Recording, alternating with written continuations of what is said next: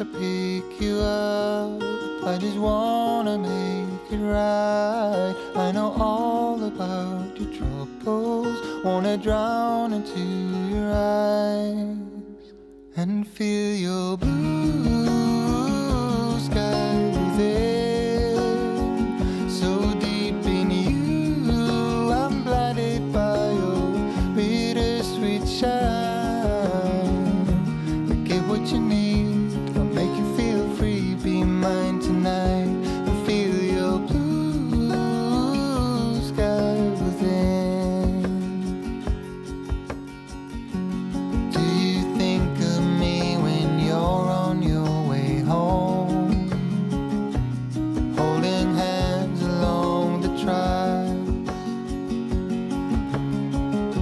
I'm dancing hours away, but I still feel alone. So I go order one more shot.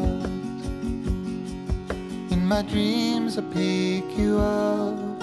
I just wanna make it right. I know all about your troubles. Wanna drown into your eyes and feel your blue sky within. So deep in you, I'm blinded by your bittersweet. Good morning, friends, and happy Saturday.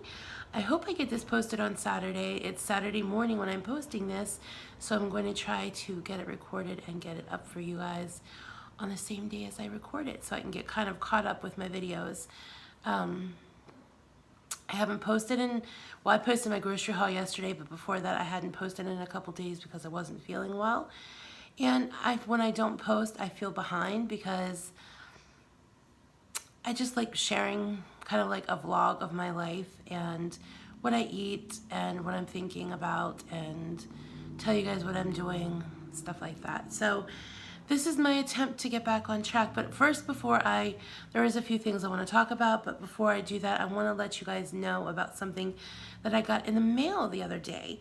So what I got is, it's no secret that I watch a lot of YouTube. And some of my favorite YouTubers to watch are families that are big families, like families that have a lot of children. I think the reason it is so appealing to me is because I'm an only child, and for many, many years, when I was growing up, it was just me and my mom. So the thought of a big family has always been really appealing to me. Just the dynamics of how families get along and how they manage a budget and their relationships with each other, and it's just all very intriguing to me. So one of my very favorite YouTubers to watch is Noelle's Big Family Life, I think is her channel name, but her name is Noelle, and she's a mama to, I think, 6 kids, if I'm not mistaken. Her oldest is out of college. He just graduated from college. And her youngest he just turned 7, and she's also an autism mom. She also is a new grandma. Her grandson is, I believe, a year old. So she's just a wonderful woman. She is so sweet. And she did a video, and she had this service, and she had a promotional code, so I figured I would use her code and order a SipsBy tea box. Now, what this is, I will leave a link for the SipsBy website in the description below, as well as I will leave her code. I hope she doesn't mind me sharing her code. Like I said, I don't profit for this at all, but I would like to share her code because I love her and her family is awesome, and I think that you guys would love this service as well, because who doesn't like tea, right? So this is what it is. You take a quiz and you let them know the kind of teas you like, whether you like loose tea, bag tea, caffeinated tea, a mix of decaf and caffeinated, and then they pick some teas and they send it to you every month. So this is my May box, And I have my cup of tea that I'm going to taste with you guys. I have it steeping, and I will show you the one that I picked to steep first. But let me show you what comes in the box. Of course, I did open it because I'm steeping a tea. So it comes, when you open it, it came like this with the card on top, and it says May Teas. And then on the back, it says Made for Jennifer. And then it tells you a little bit about each tea.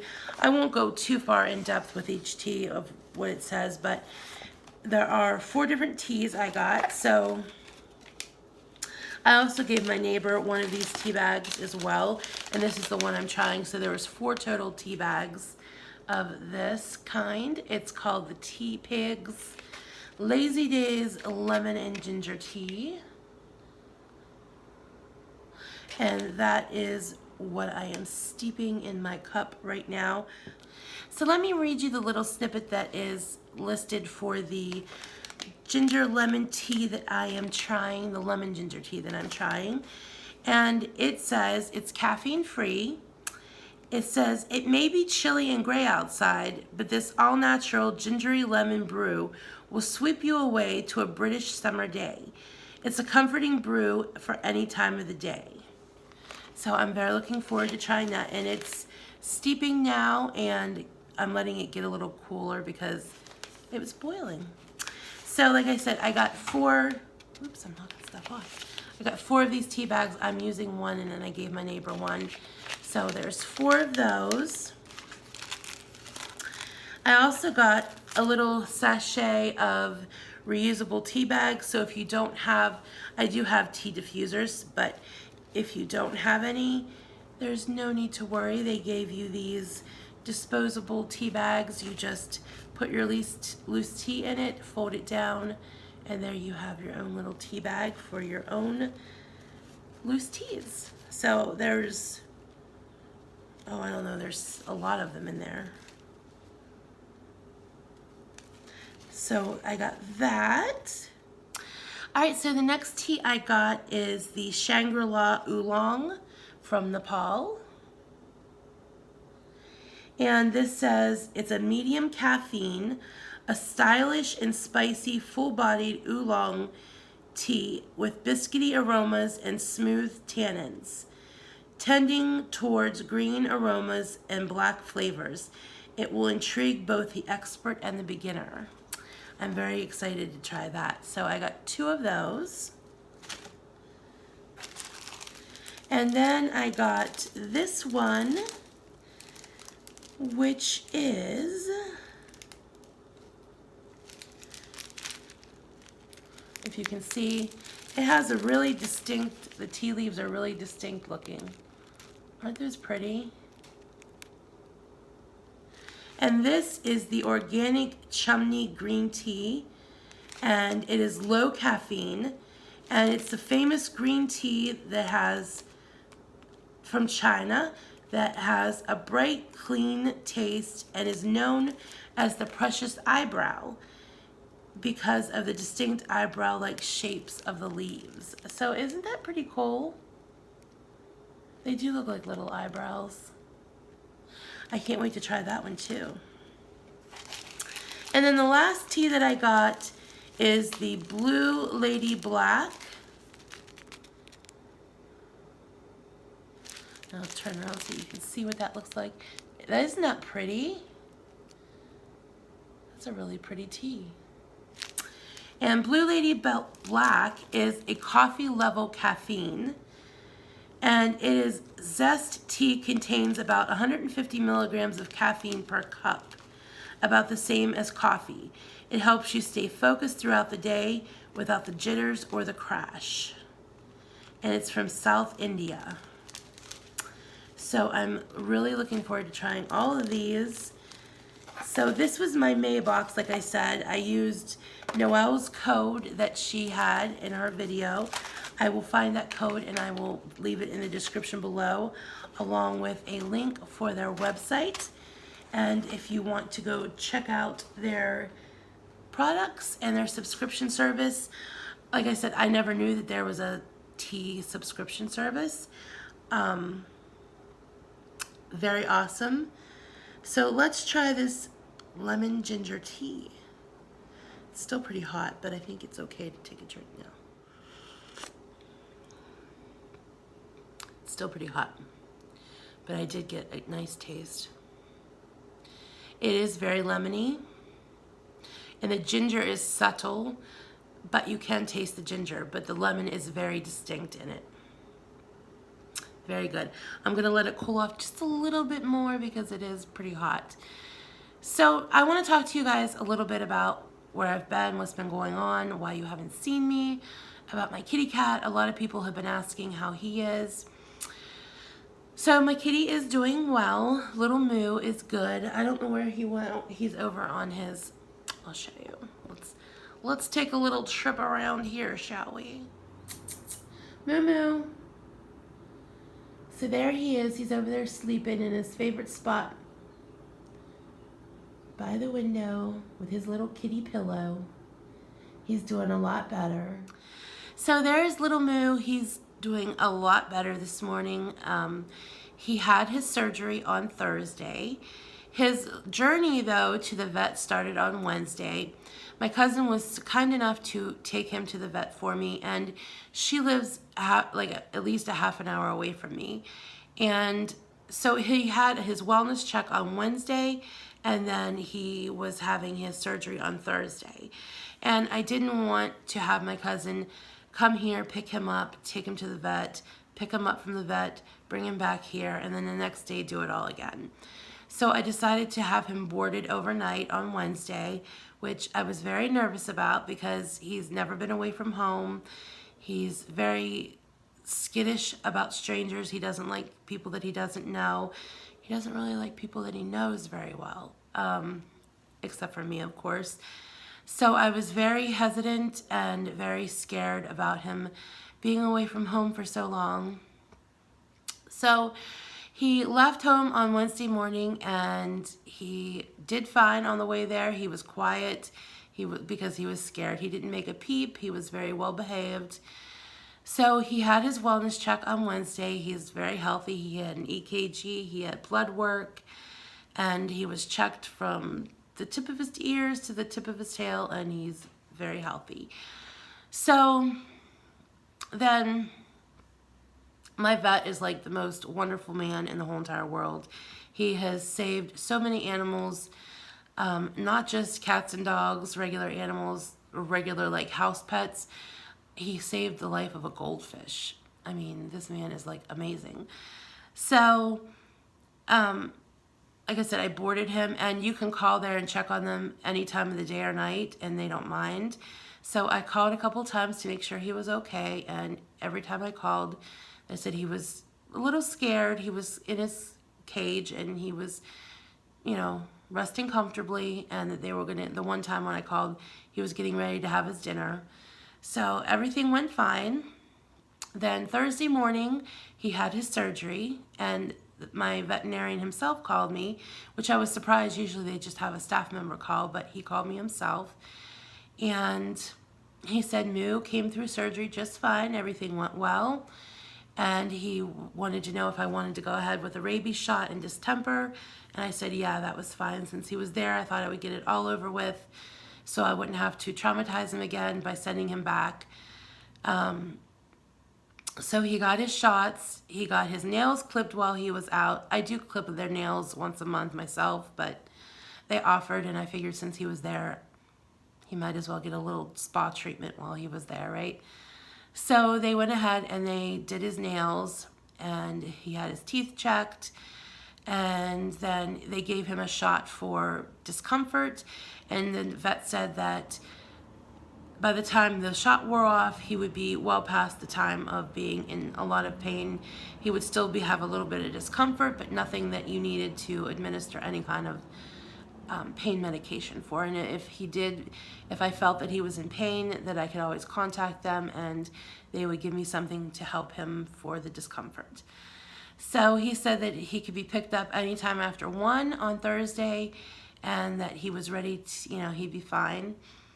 So my cousin had a couple other errands to run, so she picked him up, and she got here with him about 3 o'clock. And she said that they had a really hard time getting him back in his carrier. She said she heard this like cat screaming, and it took them a couple tries because they didn't want to scare him too bad because he was already very scared and nervous. So they finally got him in his carrier, and when she got him to the car, she said he just curled up in a little ball and he didn't move the entire time. So I met her out front when she got here, and the minute he heard my voice, he perked right up and he started looking around and rubbing the carrier, and it made me feel so good, and that he recognized me, my voice, and happy that my baby was okay.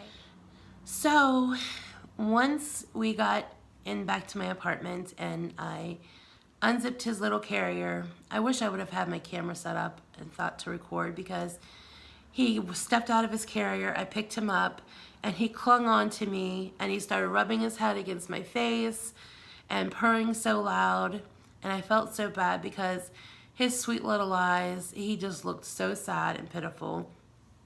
I'm going to insert a picture here.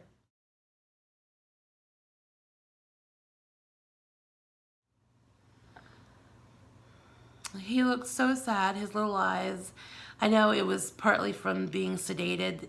He looked kind of out of it, but you could also tell in his little eyes, his soul, he was so sad. I think he probably thought that he was never coming home. He was still a little off balance when he come home. He jumped up on the bed with me. I decided to lay in bed with him for a little while and let him cuddle and, you know, get used to being home and calm down before I did anything or made any kind of noise in the apartment. So he jumped up on the bed with me, and he didn't quite have his sea legs, so he kept like wobbling back and forth, and he knocked some stuff off my stand, and he was trying to get his little sea legs, but he was good. He right after he came home, maybe about half an hour after he'd been home, he ate. He was eating dry food and drinking water, and then that evening he had his him and my other cat Piggy, they split a can of wet food. Well, they get, it's Piggy who eats most of the wet food, but he eats the gravy. So he ate his gravy food, his wet food in the evening, and everything went well. He didn't get sick. He used the litter pan, and everything has been really good. I can tell that he is in a little bit of discomfort off and on, but I'm trying to like keep him from jumping and doing a lot of, you know, strenuous things like kitties do. But he has jumped up on top of the cabinets like he does, and he's jumped up on the table, and he seems to be okay. He acts a little calmer than he did. He doesn't have an interest in Piggy like he had.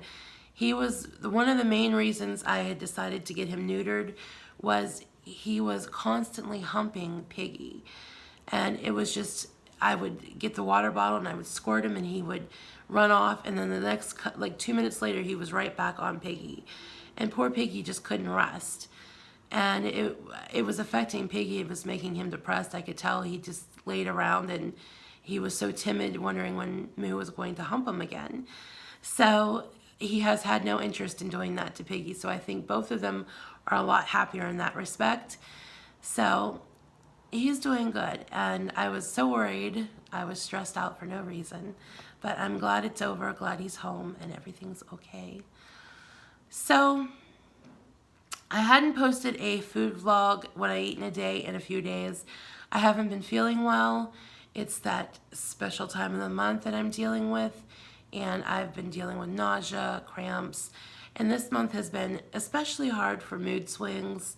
I've been angry, depressed, sad, you name it. I've went through the emotions, and several times in a day I've shuffled through the emotions. So I've just been trying to get through this time and be sane. I've been trying to avoid a lot of people because usually when I feel this way, people irritate. Usually I'm not the type of person who gets upset very easily, so I know in this time when I feel this way, I need to just avoid people and stay to myself. That's why, part of the reason why I didn't upload videos, because usually comments don't bother me, but when I feel like this, they bother me. So it's best to just not post a video and not read comments until I'm feeling better. So I am starting to feel some better. It's leveling off. I can still feel a little bit, but I am feeling better. In full disclosure, I have not binged. I have not been eating my 3 meals a day. I have been under my calories. My calories are in check. On Wednesday, though, I did order a pizza, and I did have 4 slices of thin crust cheese pizza. I didn't binge. I definitely should not have had pizza. It was not a good food choice. My nutritionist and I had agreed and made the plan that I was allowed to have 2 cheat meals a month, but I was to wait until after I saw her again in June to have that cheat meal, to start with a cheat meal, to give myself a month to get in the groove of eating better, eating good portions before I had any kind of a cheat. And I didn't do that. Being honest with you guys, being honest with myself, but I'm not letting that deter me and make me think that everything is lost. It was 4 pieces of pizza. I was still within my calories.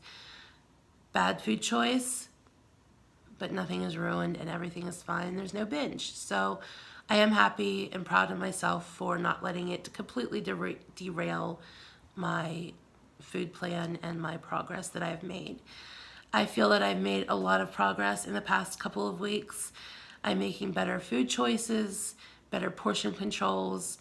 The one thing I'm still struggling with is breakfast. I have never been an early morning breakfast eater. Even if I'm eating horrible, like if I have sausage, biscuits, gravy, donuts, whatever it is, I've never been an early morning breakfast eater. I usually don't feel like eating until at least 11 or 12 in the morning. And my nutritionist wants me to have breakfast at a sane hour within a couple hours of waking up. And I'm struggling with that a lot. I'm going to talk to her when I go back to see her to see if there is something else we could do. If I could have 2 meals and a bigger snack to compensate for the breakfast, because I'm just not feeling having breakfast that early, and it makes me nauseous when I eat that early. So that's where I'm at with the food and my eating and the weight loss journey part of where I'm at. I just wanted to fill you guys in. I wanted to share with you my morning tea. It's getting to a really good temperature now. The ginger is definitely very subtle, and the lemon is the most prominent flavor. Very good. I don't even need any kind of a sweetener or anything in it. It's very good. So I'm going to go finish my tea and enjoy that and relax this morning and watch some videos and read some comments, answer some comments, leave some comments for people, and edit this video so I can get it up at a fairly normal time, and then so I can be back on my group tomorrow. I'm planning on meal prepping tomorrow if I feel like it. I'm not going to tell you when I'm going to meal prep because you'll see it if I feel like it. If I don't feel like it tomorrow, definitely on Monday, but a meal prep will be coming within the next few days, definitely. And then tomorrow I'll start with my what I eat in a days again. So thank you all for watching. I hope you have a good weekend, and I will see you soon. Bye, everyone.